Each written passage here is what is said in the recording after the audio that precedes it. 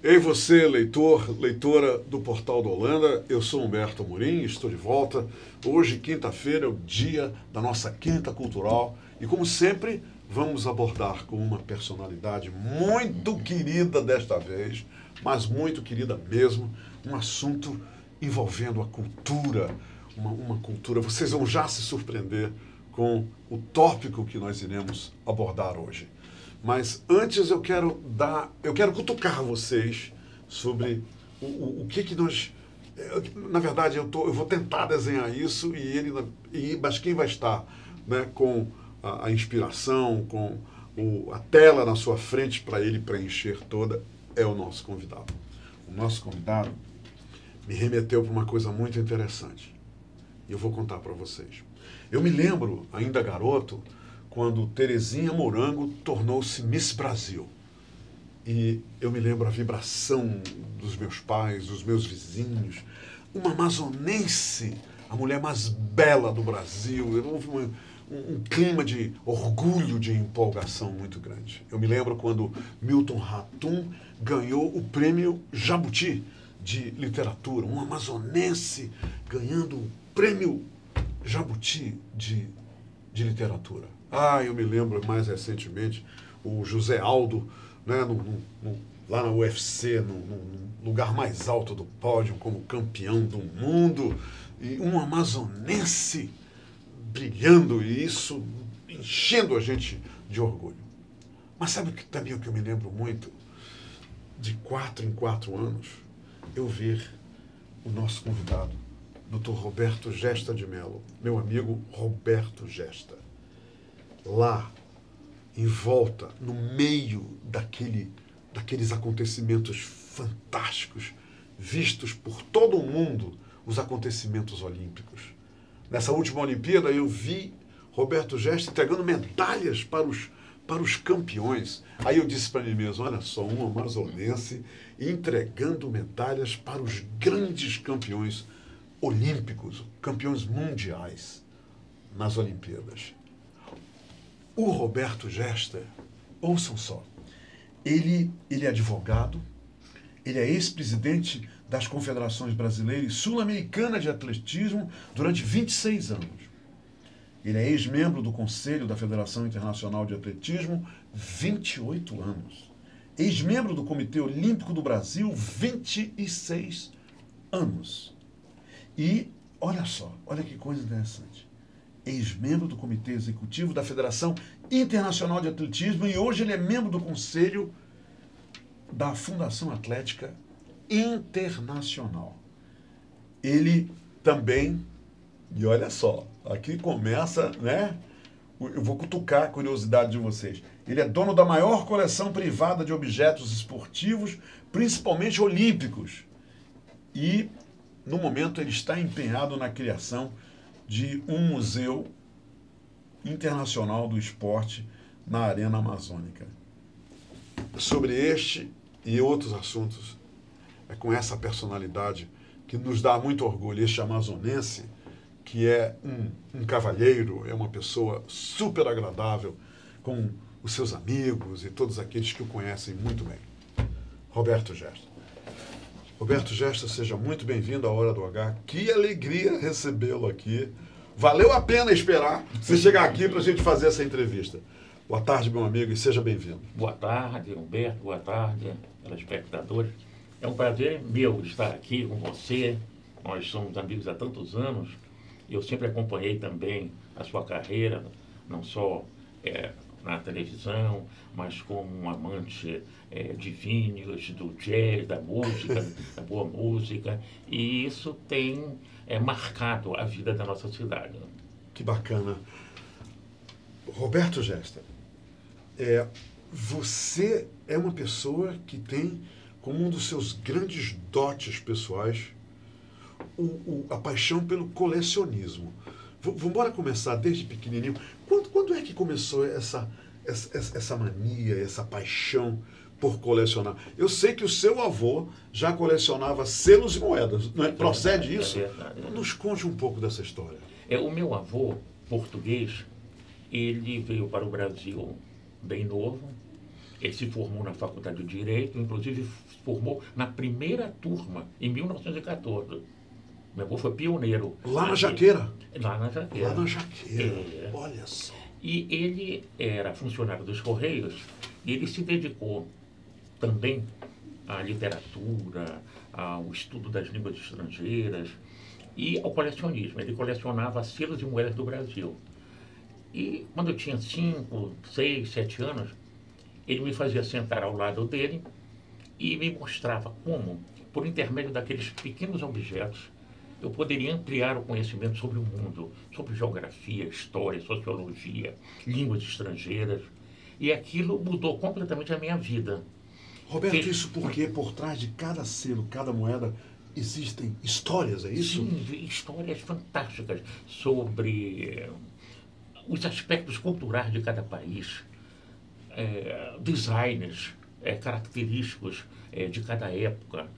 E também, através de imagens, por exemplo, você pode conhecer muito da geografia, da história, aprofundar o conhecimento por intermédio, evidentemente, de livros, para ampliar essa forma de conhecer a humanidade. Enfim, isso foi fundamental na minha formação. Isso tudo passado por ele, né? Tudo. Ele até hoje, eu me lembro dele praticamente todos os dias. Todos os dias. Tão influente. Ele morreu quando eu tinha 11 anos apenas. Mas tão influente foi ele na minha formação. E como foi, então, Roberto? O vovô foi para o Papai do Céu quando você tinha 11 anos. Como é que se procedeu esse desenvolvimento, não é? Num passo a passo, para que você chegasse ao ponto de ser um dos maiores, ou talvez um dos mais, como dizem os franceses, unique colecionadores de itens olímpicos no Brasil e quiçá, no mundo inteiro? Na verdade, ele deixou para mim a coleção de selos e moedas. Ah, e você herdou isso tudo, né? Ele fez questão de que ficasse comigo. E, a partir daí, eu me tornei um pequeno colecionador. Naquela época, Manaus muito distante dos centros mais desenvolvidos. Para dar um telefonema para o Rio de Janeiro, se marcava dia e hora. Estamos falando o quê? Dos anos 60, 70? Isso foi nos anos 70. 70. E eu acabei me envolvendo em atividades do esporte. Com 15 anos, eu fundei uma sociedade esportiva de jovens aqui em Manaus, para pelada, para jogos de tênis de mesa. Enfim, eu comecei a entrar nesse mundo mágico do esporte. E adquiri livros e comecei a estudar a importância do esporte na formação da humanidade. Ele foi fundamental, ele foi um dos elementos que mudou muitas vezes a história, o rumo da história. Todos se recordam do tênis de mesa, que fez uma aproximação, foi o motivo para a China e os Estados Unidos se aproximarem.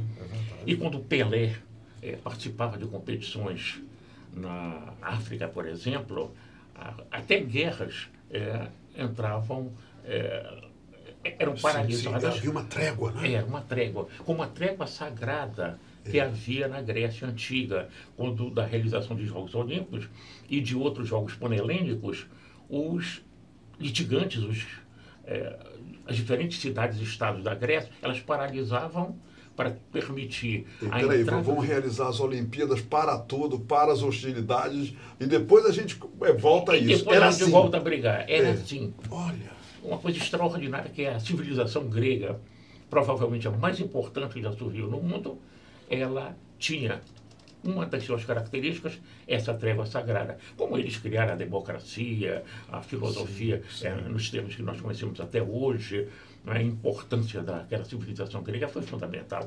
E eles tinham o esporte como um elemento de formação da juventude, junto com o conhecimento. Tanto que até hoje a palavra ginásio, ela significa não só o local onde se pratica esporte, como o local onde se estuda. Isso porque na Grécia Antiga, os jovens eram obrigados à prática do esporte. Lembra do ginásio amazonense, né? O ginásio nós temos aqui o ginásio, lá, que é uma escola de formação. Uma escola de formação. E também até na minha época, lá no ginásio amazonense, também se praticava esporte naquela pequena quadra. E Roberto, eu fiz o primário, o ginásio e o científico. Lembra que era assim? É. Não era primeiro grau, segundo, terceiro grau, não. Era o ginásio, eu sou ginasiano. Eu fiz o ginásio no Instituto de Educação. Lá no IEA. Lá no IEA. Mas o curso científico, eu comecei o primeiro científico no Colégio Amazonense e passei para o clássico, fiz segundo e terceiro clássico. Porque naquela ocasião houve uma reforma na lei e se podia complementar com o curso clássico. Eu já fui salesiano, né? Eu estava lá no Dom Bosco, e você lá no Colégio Amazonense. Então, meu amigo, e você estava falando justamente sobre a importância dos esportes. Continua o esporte importante para a formação da juventude? Muito. O esporte ele tem características únicas, a disciplina, o respeito ao adversário, seguir as regras que são fundamentais na vida das pessoas. Ele cria essas condições essenciais para a civilidade, para que as pessoas tenham um maior conhecimento, procurem conhecer melhor o próximo, as culturas diferentes, até realmente ter uma formação melhor para aceitar o oposto, aceitar as diferentes manifestações. Agora, você vê, Roberto, é interessante, você está falando aí. Uma coisa que eu notei nos Estados Unidos é que o incremento, o apoio, realmente a importância que se dá no ensino médio ao esporte em cada high school, quer dizer, é fundamental aquilo, formando até novos jogadores para as classes profissionais, aqueles caras lá que os olheiros vão lá nas high schools atrás dos talentos, etc. Nós precisamos urgentemente desenvolver e apoiar muito mais essa cultura aqui, não é? Você que foi um dos pioneiros no desenvolvimento da Vila Olímpica, eu sei do seu trabalho, eu sei da revolução que você causou na Vila Olímpica. É importante ainda se investir mais, empurrar mais essa cultura em Manaus, Roberto? Certamente, nós retrocedemos muito em termos esportivos, né? Nós tivemos ali na Vila Olímpica um marco na história não só do esporte amazonense, como brasileiro e mundial. A Vila Olímpica, durante 8 anos, ela foi um centro de excelência. Nós tivemos aqui os melhores profissionais do mundo, de Cuba, da ex-União Soviética. Daqui saíram atletas de Cuba, de Portugal, para serem campeões olímpicos. Eles iam treinar aqui em Manaus. Atletas de todos os continentes. Era um centro de treinamento internacional, não era? Aqui não se pagava coisa alguma, Humberto. Essa aqui é uma das características. Nós tínhamos o hotel, que abrigava cerca de 160 pessoas. Sim. Nós tínhamos os melhores treinadores do mundo, todas as condições para isso. Uma pista mundo, a primeira pista mundo do Brasil. Pura verdade. Aí nós tínhamos o centro de excelência, de fisioterapia, tínhamos uma biblioteca, temos ainda, né? Uma biblioteca com mais de 1000 volumes para que as pessoas pudessem aproveitar nas horas de lazer e também para conhecer melhor sobre o esporte, sobre literatura em geral. Nós tínhamos médicos cubanos morando na Vila Olímpica. É verdade. 2 médicos cubanos o tempo todo. Porque se um atleta passasse mal, uma coisa de 2, 3 horas da manhã, ele era atendido de imediato. E uma das razões é porque Cuba forma grandes atletas, né? Sim. Existe uma escola de grandes atletas em Havana. E esses treinadores vieram para cá justamente para transferir esse know-how. Não foi isso, Roberto?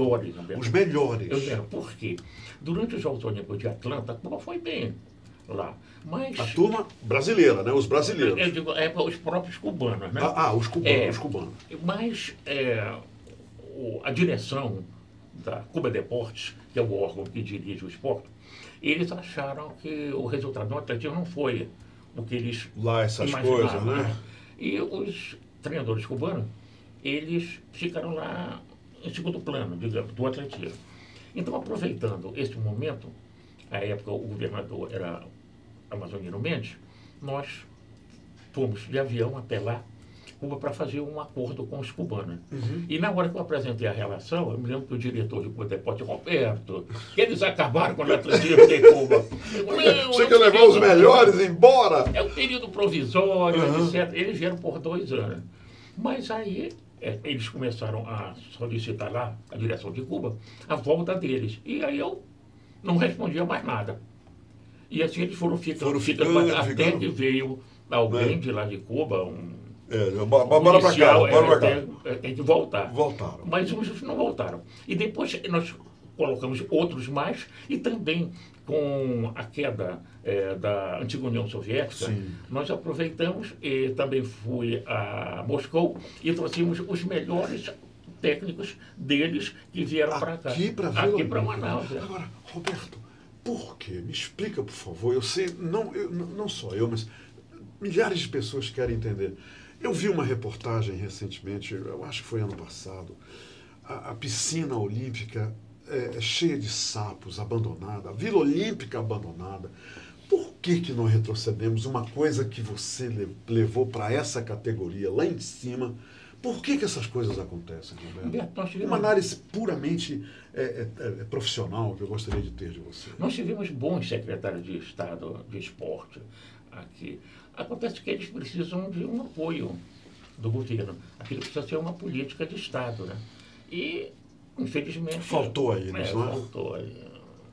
Como é que está hoje? Você sabe, a Vila Olímpica hoje, qual é a realidade da nossa Vila Olímpica?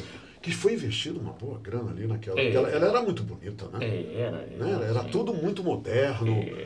Como é que está hoje, hein, Roberto? Eu não tenho acompanhado muito, mas nós temos um grande secretário, que é o Caio André, e ele está se esforçando muito. Antes nós tivemos a Alessandra Campelo e vários outros, né? E pelo que eu sei, eles recuperaram, eles conseguiram aquela doação de uma piscina que serviu para os Jogos Olímpicos do Rio de Janeiro. Sim. E foi doado para parece que já foi instalado, já está funcionando, eles estão se esforçando. Bacana. Agora, para ter uma política mais ampla, realmente, aí tem que haver uma decisão do governo. Que venha parte do próprio governador, né? Você mencionou o Amazonino Mendes, partiu dele mesmo isso. Inclusive, ele acompanhou lá, né? Para essas tratativas e tudo mais. Eu tinha ali carta branca do Amazonino Mendes. Não só nós construímos a Vila Olímpica, sim. como também, quando da segunda e da terceira gestão do Amazonino, nós implementamos o centro de treinamento de alto nível, que funcionou do primeiro ao último dia dele. Que bacana. Vamos voltar para esse assunto dos itens olímpicos. Me diga uma coisa, Alberto. Aí você, né, herdou a coleção do vovô, aí mergulhou nos esportes, se apaixonou sem cura pelos esportes. E como foi que aconteceu essa ampliação, de repente, essa coleção que sai de moedas e selos para itens olímpicos? Como aconteceu isso? Em 1972, Humberto, eu fui aos Jogos Olímpicos de Munique. E fiquei realmente Você foi assistir? Fui assistir. Ok. Fui como turista, né? Foi quando teve aquele atentado lá em Munique? Foi, estava né? lá. O atentado contra a delegação israelense, foi isso? Foi uma tragédia. Você estava lá nessa Olimpíada? Estava lá. Né? Ok. Foi a primeira que eu fui. E aí eu fiquei encantado com aquilo. Eu pensei, eu tinha sido já dirigente e fui posteriormente, eu fui presidente da Federação Universitária do Amazonas. Antes eu fui presidente das associações atléticas de Direito e de Filosofia, Ciência e Letras. Você se formou também na Jaqueira, né? Foi. Ok, só para os arquivos. Tá bem, muito bem.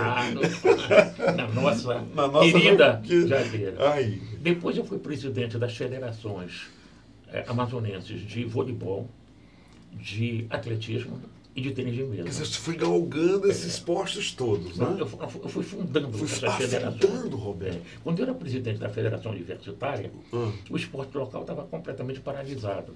E havia uma eclética, que era a FADA, que não realizava competições há 16 anos.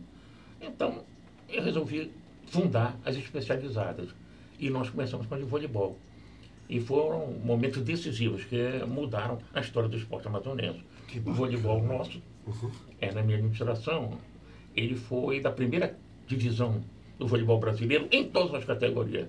Só São Paulo e Amazonas conseguiram... Você lembra quantos anos levou para chegar nesse ponto? Eu fiquei 6 anos. Em 6 anos você conseguiu levar para a categoria, essa categoria?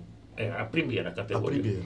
Depois eu fui vice-presidente da Confederação Brasileira de Vôlei, quando houve aquela grande transformação, e o vôlei passou a se tornar um dos principais esportes nacionais. Você então já ultrapassou as divisas do estado, né? Já estava já na tava, brasileira. Aí depois eu fui vice-presidente da Confederação de Atletismo. E depois presidente durante 26 anos. É verdade. E nós tivemos logros especiais. E a par disso, eu ia aos Jogos Olímpicos. Eu fui a 13 edições dos Jogos Olímpicos. 72 foi o primeiro Jogos Olímpicos que você participou. E a partir daí? 76 Montreal, 80 Moscou. Você não perdeu mais nenhum? Não, mais nenhum. E também fui a 3 Jogos de Inverno e a 3 Jogos... Tem os Jogos de Inverno, que é de 2 em 2 anos nas Olimpíadas, né? Entre as Olimpíadas. Anteriormente era no mesmo ano dos Jogos Olímpicos. Ok. Aí depois passou a ser 2 anos. 2 anos antes. 2 anos intermediários.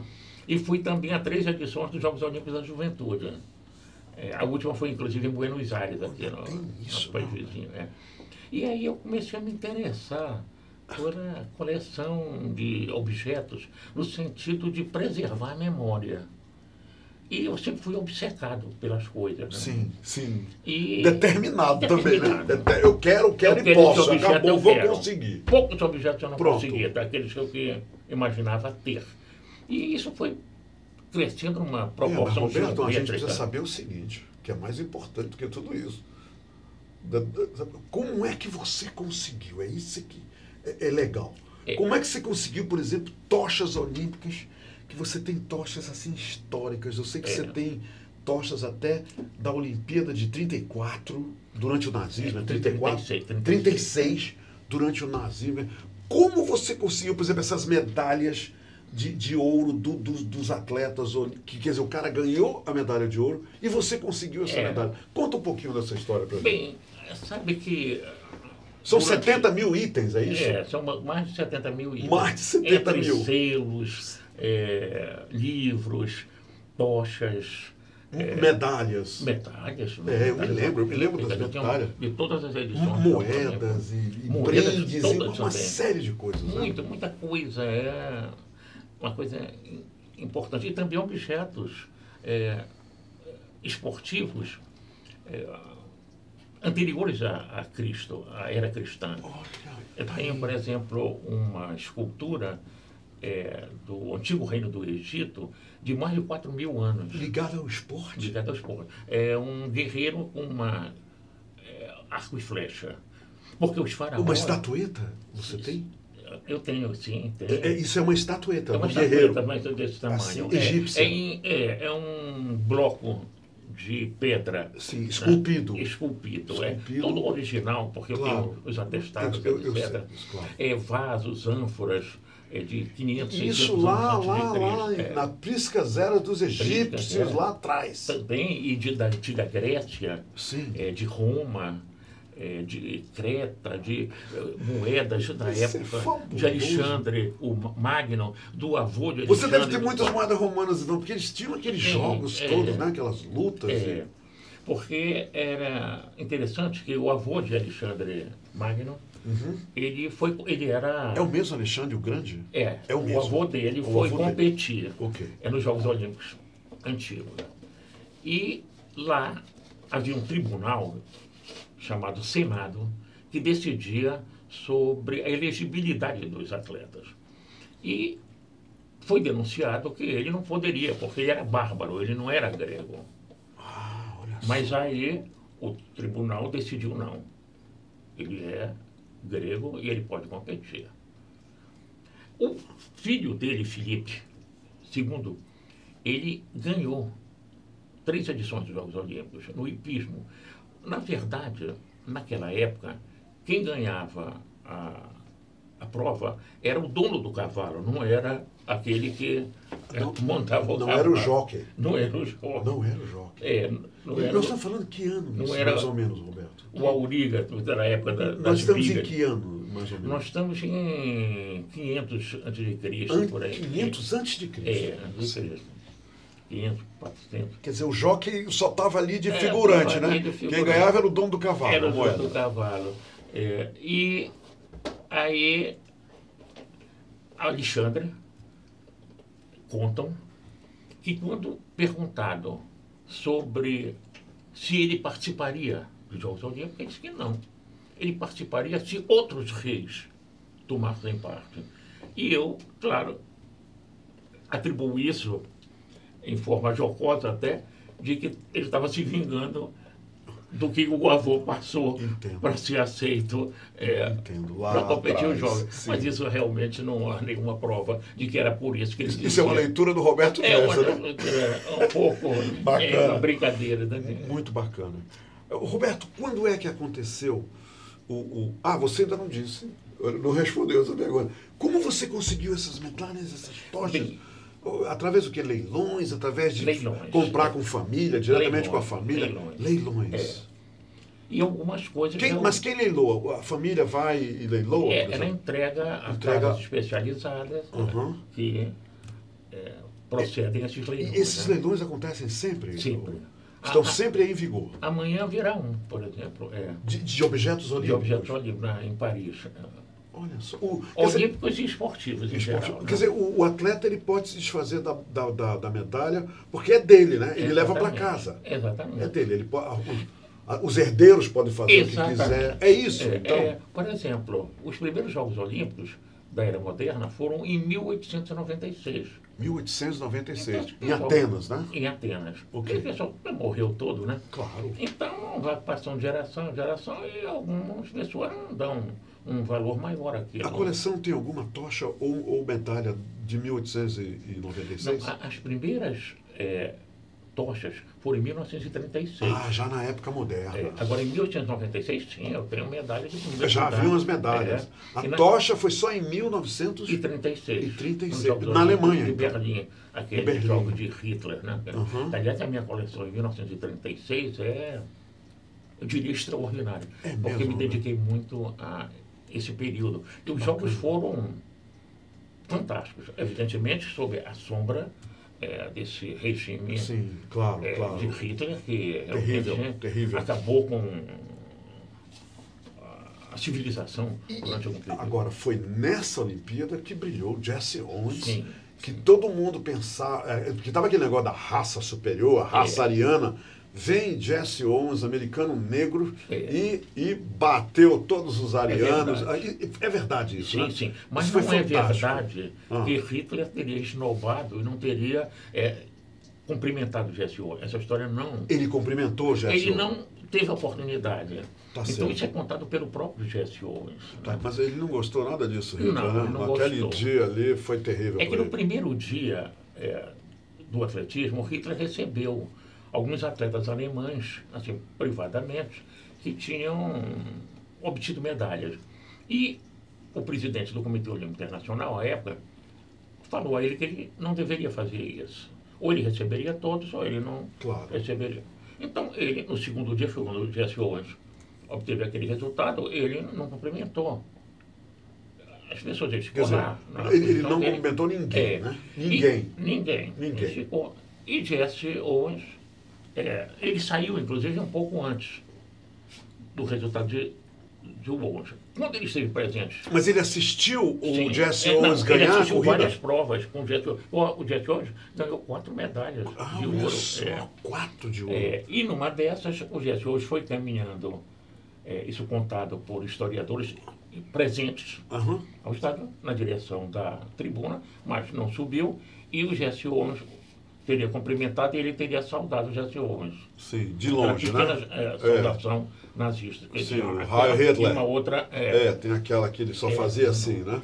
E Jesse Owens se queixava não de Hitler, ele se queixava do presidente Roosevelt, que nunca o recebeu. O presidente nunca o dos recebeu. Estados Unidos. Porque em casa as leis separatistas estavam em pleno vigor, não é isso? As leis de discriminação racial nos Estados Unidos. Dr. Jesse, alguma coisa de Jesse Owens na sua coleção? Não, eu tenho fotografias do Jesse Owens. Fotos dele, né? Assinadas por ele. Agora, eu tenho... quando um atleta alemão da SA, da SS ou da Gestapo ganhava uma medalha, Hitler mandava para ele um retrato, Hitler, numa moldura de prata, com uma dedicatória pessoal. E eu tenho autografada pelo próprio Adolf Hitler. ao campeão tal. E você tem eu tenho uma dessas fotos. Isso é muito rara, porque quando houve a queda do Terceiro Reich, as pessoas tentaram se livrar de tudo que as ligava ao regime. Mas uma família de um atleta chamado Fritz Bondroyd, e foi medalha de prata nos Jogos Olímpicos, ela guardou tudo dele. E eu consegui adquirir todo esse material. Que bacana. É de grande preciosidade para o estudo da história do esporte, e para o estudo da própria história, não é? O desenvolvimento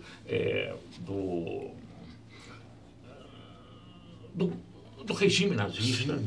Como é que... E para a gente entender também toda aquela maldade, aquela perversidade, né? Como que uma pessoa, aquela grupo, besta humana faz um negócio desse. E outra coisa, envolver todo o país, né? Porque teve um momento na Alemanha que todo mundo estava realmente envolvido pelas pregações dele. Fugiram ou se colocaram contra o regime. É verdade. Né? Houve uma perseguição contra os judeus, contra os negros, ciganos, homossexuais, deficientes. Foi uma tragédia. Foi uma tragédia. Meu amigo, me diga uma coisa. Aí eu vou e leio com grande satisfação que, de repente, está se concretizando a ideia do Museu Olímpico em Manaus, quer dizer, e já soube também que 10 mil dessas 70 mil peças você cedeu para o governo do estado para exposição permanente lá na Arena da Amazônia. Nos conta essa história. Até onde está esse projeto sendo desenvolvido? O que houve é que nós tivemos 2 salas e dimensões muito boas, cedidas pelo governo para a instalação desse Museu Olímpico. Então, com recursos próprios, nós ocupamos uma delas e fizemos uma reforma muito grande. O secretário Caio André nos ajudou muito nesse projeto. Ele tem sido muito participativo nesse projeto, né? Sim. Tem dado um apoio assim, fundamental, não é isso? Ele não dá mais porque ele não tem recurso. Ele está ali lutando, né, a gente sabe disso. Para colocar as suas ideias em prática. E nós colocamos aquilo tudo. Inclusive veio este ano, desculpa, para a pré-inauguração, o presidente da Federação Internacional de Atletismo. Quer dizer, o que houve, na verdade, foi uma pré-inauguração. 4 medalhas em Jogos Olímpicos, Sebastião Coe, 2 de ouro, 2 de prata. Esteve aqui para a inauguração. Ele é uma pessoa extraordinária. O Sebastião Coe é inglês? Ele é inglês. É inglês, né? E vieram todos os presidentes de federações da América do Sul. Todos os 13 presidentes estavam aqui. Que bacana. E outras pessoas internacionais vieram aqui, né? E esse museu está instalado, essa primeira parte. Mas já está instalado. Mas ele não está aberto ao público, precisa de catalogação, precisa de tem todo um trabalho, audiovisuais que nós estamos querendo colocar. Não é um sistema, inclusive, de acessibilidade aos deficientes físicos. E nós temos uma biblioteca, nós colocamos lá, só a biblioteca tem mais de 10 mil volumes. Só a biblioteca? Só a biblioteca. Também precisa de bibliotecário para catalogar e tudo mais. E permitir que as pessoas possam ir lá e usufruir desse legado extraordinário. E lá estão objetos desde a antigo Reino do Egito, como falei, 4 mil anos atrás. Tem os antigos também, né? Como da Grécia, como de Roma, 500, 600 anos antes de Cristo, ânforas gregas relacionadas com esporte. Aí vem a Idade Média, aí vem o Renascimento, vem obras porque sabe que durante a Idade Média, quando os imperadores romanos se tornaram cristãos, eles perseguiram duramente os pagãos. Sim, sim. E eles eliminaram os grandes templos em que havia adoração de outros deuses. E com isso, os estádios, os locais em que eram realizadas as competições da antiguidade clássica, né? E eles praticamente proibiram essas práticas. Sabe que o cristianismo, naquela época principalmente, a teoria era que a carne era pecaminosa, né? A carne, que se deveria estar preocupado com a salvação da alma, né? E o esporte, como era conhecido, ele praticamente foi extinto durante séculos. Até que com o Renascimento isso tudo retornou com os ideais antiga civilização grega e romana, né? E aí começaram a ser publicados livros. Conseguiram fragmentos da Isódio de Píndaro, que era o poeta lírico da antiga Grécia, que ele produzia elegias em louvor dos vencedores olímpicos. E as primeiras edições dessas obras, assim que Gutenberg transformou o mundo com a criação da imprensa, a imprensa, né? Essas obras, edições primeiras, todas eu consegui adquirir e elas fazem parte desse museu. Daqui do nosso Aí museu. tem a parte moderna, tem os jogos regionais, que eu estou me especializando nisso agora, os antigos jogos do Oriente, do Extremo Oriente, os jogos pan-americanos, os jogos asiáticos, os jogos Essa é a sua europeus. dedicação agora. Eu já tenho, grande a coleção já, né? Os jogos africanos, né? Agora mesmo eu espero amanhã adquirir várias peças desses jogos africanos. Vai participar do leilão amanhã, né? Participar do leilão. Isso Ótimo. daí é importante para que as pessoas tenham conhecimento da diversidade. De como respeitar as outras culturas. E o esporte é fundamental nesse sentido, porque ele aproxima as pessoas, né, dentro de padrões de comportamento. É uma coisa sublime, é uma coisa realmente notável. E aí tem os Jogos Olímpicos, né, que realmente a coleção é muito forte. De objetos olímpicos, né? A filateria. Moedas, né? Você já falou, claro. Agora, Roberto, me diz uma coisa. Houve a pré-inauguração. Já há alguma previsão para a inauguração em 2020, logicamente, né? Aqui nós temos uma promessa do governador de que no próximo ano ele dará recursos para essa instalação. Que bacana. E nós estamos também trabalhando com órgãos federais e temos tido um apoio extraordinário dos deputados. Puxa, extraordinário. E parece-me que hoje é o dia da publicação daquelas emendas parlamentares. Hoje, quinta-feira. Hoje. Né? E vários parlamentares já me asseguraram que eles vão... Se publicarem amanhã, está publicado. Né? Amanhã, sexta-feira, a gente vai conferir isso aí. E que bacana. Tem sido... Alguns deles, inclusive, conhecem quando funcionava na minha casa, a Galeria Olímpica. Sim. E eles estão entusiasmados com isso. E também uma outra ideia que nós temos... que a Federação Internacional vai apoiar, é um barco que vai às calhas dos rios. Para levar isso para o interior? Para levar para o interior. O barco museu. Um barco museu. Olha aí, lá chegando o barco museu. Isso é lindo. Vai ter repercussão internacional. Isso é lindo. No mundo inteiro. Claro. Um barco levando essas peças preciosas para diversos municípios. Do estado do Amazonas. Pelas calhas dos rios.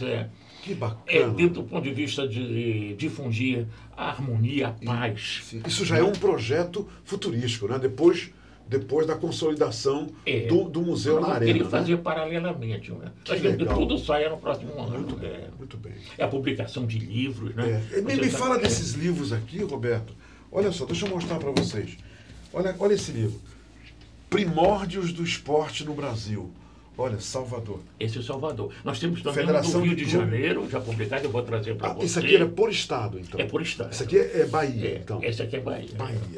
Aí tem aqui Jogos Olímpicos Latino-Americanos, Rio de Janeiro. Isso é extraordinário. Olha só. Esse daí foi escrito por um historiador argentino, mas que é professor nos Estados Unidos há muitos anos.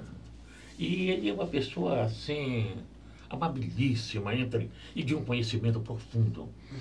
E em 1922, quando do centenário da independência do Brasil, houve uma competição muito importante, que foram esses Jogos Latino-Americanos. Eles transformaram o esporte do Brasil. Houve pela primeira vez, então, os Jogos Latino-Americanos. Na verdade, os Jogos eram Jogos da Independência, mas eles acabaram ganhando essa denominação popular de Jogos Olímpicos Latino-Americanos, porque os Jogos Olímpicos, de fato, eles não eram, né? Não eram, claro. Não eram, mas ficou dessa maneira. Pegou, né? Porque a imprensa da época usava essa denominação. E esses jogos foram extraordinários. Foram um grande marco do início do esporte organizado no país. Está tudo aqui. Está tudo aí. Puxa vida. E esse aqui, Esse Roberto? aqui, Esportes, movimento. Isso daí é o seguinte. A Caixa Econômica Federal, ela convidou-me para realizar uma exposição grande, extraordinária, nos 7 estados em que ela tem centros culturais. Isso antes com dos Jogos Olímpicos com do esses Rio. objetos seus, né? Nós pegamos 3.000 e tantos objetos. Esses objetos, inclusive, extremamente frágeis. Quando isso, Roberto? Há Isso quantos foi anos? durante 3 anos. Durante 3 anos. Culminou em 2016 nos Jogos Olímpicos do Rio de Janeiro. Olha ela só. foi paralela Entendi. aos Jogos Olímpicos. Ela foi uma Ela precursora, foi né? indo, Foi, aí desagou nos Jogos. Começou em São Paulo, depois foi a Curitiba, Brasília, Fortaleza, Recife, Salvador e Rio de Janeiro. Divulgaram quantas pessoas participaram Foram desse? milhares pelo de Brasil pessoas. inteiro que Eu assistiram. Que viram isso, né? Foi- Isso é esse aqui. Esse é o catálogo da exposição. Da exposição. Em português, em inglês, Com as fotos dos com objetos, as fotos, com tudo. É. E esse aqui, Roberto? Isso Athletics aí. in the first half of the 20th century. Olha só, viu? Atletismo na primeira metade do século XX. Olha só, olha que livro. Esse Isso livro. aí é o seguinte, quando a Confederação Sul-Americana completou 100 anos de existência, que foi ano passado, eu publiquei esse livro. Foi uma doação que eu fiz de 100 peças Ok. para a Federação Internacional. A Federação Internacional tinha acabado de criar, aliás, eu tive uma grande influência nisso, um grupo de preservação da memória do atletismo mundial. Aham. Aí eu peguei 100 peças E doou para a e Federação doei e Internacional. escrevi a história de cada uma dessas peças e como o esporte se desenvolveu ao longo desse período. Mas este ano ainda, eu doei mais 100 peças e publiquei novo livro que eu vou trazer na nossa próxima entrevista. Ok. Porque não pode A se próxima esgotar tudo entrevista nós aqui. temos que fazer o seguinte. Já estou até pensando num assunto. Quando inaugurar, pela inauguração, né, para o ano, Isso. e o projeto do barco, Sim. quando já estiver para ser detonado, bora falar sobre isso. Vamos. Você volta aqui, Humberto, Vamos. olha, segunda-feira o barco vai sair, o primeiro município é esse aqui. Você, Vambora fazer por isso? favor, um chapéu de comandante já vai comandando o barco. Pronto, aceito. vai à frente Ok, do- aqui ó, cadê o timão? Cadê o timão? Hã? E esse aqui, Roberto, Ah, o Brasil esse aqui torna-se também olímpico. é muito Fragmentos históricos do Brasil e do movimento olímpico até 1936, que foi a Olimpíada da Alemanha. Esse daí é um alemão que casou com uma brasileira. Eles trabalham juntos, eles são pesquisadores, inclusive arqueólogos também. Aham. E eles estavam escrevendo esse livro e visitaram-me aqui para ver as minhas instalações e conversando. Eles estavam com muitos elementos para produzir esse livro, mas eles sabiam que em 1932 o Brasil foi aos Jogos Olímpicos e na viagem da delegação, que foi uma coisa assim curiosa, E era feito de navio, né? era de navio. Navio. E eles não tinham dinheiro, o navio foi cedido, e eles não tinham recursos para nada, e deram umas sacas de Na café marra mesmo, né? para eles venderem ao longo do período. Quem vendesse Os essa saca atletas de levaram café, sacas de café senão para poder subsistir os que por não lá. venderam não participaram, inclusive. Claro. Porque tinham que pagar algumas taxas. Claro. Só que eles tinham que passar pelo canal do Panamá. Então, eles pegaram, esconderam essas sacas, colocaram um arremedo de canhão lá na frente para fingir que era um vaso de guerra, Ok. para passar sem pagar a taxa. Mas Os panamenhos ali atentos, né? foram lá e descobriram. É. E eles ficaram retidos durante vários dias até que viessem recursos do Brasil para que eles pagassem o que eles deviam. E ele me falou que essa história corria, mas ele não tinha assim, nenhum documento sobre isso. Eu tenho uma fotografia do navio, com um canhão. inclusive passando pelo canal do Panamá também. Você falou para ele. Foi, eu tenho as fotos. Aí eu mostrei. Uhum. Em 1936 também, quando o Brasil... Essas fotos estão aqui. Estão então. aí. Estão Olha aí. que lindo. Em 1936, quando o Brasil foi aos Jogos Olímpicos de Berlim, eles construíram uma piscina de madeira e os atletas treinavam naquela piscina. No deck do navio? No deck do navio, uma piscininha. Olha. Eles amarravam assim uma corda na cintura para eles poderem... E treinavam durante a viagem. Ali. E ele disse, mas nós nunca sabíamos da exatidão dessas fotos. Não, eu tenho umas fotos. Inclusive com a Maria Lé. As fotos da piscina lá no deck do navio, está tudo aqui. Com os grandes atletas brasileiros lá. Puxa, João Avelange, inclusive. Olha, e a Maria Lé. Roberto Gerster, você falou uma palavra muito interessante há pouco. Você falou que os dois, o alemão e a brasileira, são também arqueólogos. Você é um arqueólogo. Você é um arqueólogo dos tesouros olímpicos, né, dessas coleções maravilhosas das moedas. A né? propósito, Humberto, essa foto aqui da capa é o Jesse Owens. Olha o Jesse competindo Owens. em 36. E um atleta brasileiro. Isso foi uma das eliminatórias. Você lembra o nome dele? O dele, depois a gente vai ver aqui. Mas ó, deixa eu mostrar para tu. Esse aqui é o americano Jesse Owens, que ganhou medalha de ouro, decepcionando os nazistas, que achavam que ele era de uma raça inferior, porque eles eram arianos. E o americano Jesse Owens ganhou a medalha de ouro. E aqui do lado dele um outro brasileiro. A gente vai descobrir esse nome e depois a gente anuncia. Isso foi uma das eliminatórias. Se não me engano, a sétima eliminatória. Roberto Gerster, Feliz Natal. Muito obrigado, igualmente, meu amigo. E que em 2020 você conclua esses projetos maravilhosos que vão beneficiar a nossa gente no interior, tão esquecida, tão abandonada. E que em 2020 o nosso Museu Olímpico lá na Arena também pegue um gás aí dos nossos amigos deputados, que eles publiquem hoje ou amanhã, a gente vai ler isso. Ler o nome dos que contribuíram. Pronto, contribuíram tudo. E Roberto Gerster, as minhas recomendações para a Conceição, que é a esposa do Roberto Gerster, que não mediu nem empenho nem desempenho para essa entrevista se concretizar. Para toda a sua família, Feliz Natal, Feliz Natal. E obrigado foi realmente... isso aqui não foi entrevista, aqui foi um bálsamo para minha alma. Eu me diverti nessa entrevista e espero que você também tenha tido o mesmo sentimento. Também é admirável o seu senso de oportunidade nas perguntas, na colocação dos temas que tem que ser abordados. Eu acho que isso é fundamental, isso é o que você sempre foi a vida toda. Obrigado, Roberto Gerster. Vá com Deus, irmão. Obrigado. Tudo de bom, tá bom? E até a nossa próxima entrevista. Até a próxima entrevista. Quando for dar a largada no barco do interior. Roberto, vem aqui. Mas você vai fazer o convite aqui para todo mundo. Claro, tá bom? E quem quiser acompanhar, vai ser um prazer fazer uma caravana aquática. A caravana dos objetos do Museu do Barco Olímpico. Do Barco Olímpico. Pronto. Obrigado, Roberto. Obrigado, querido.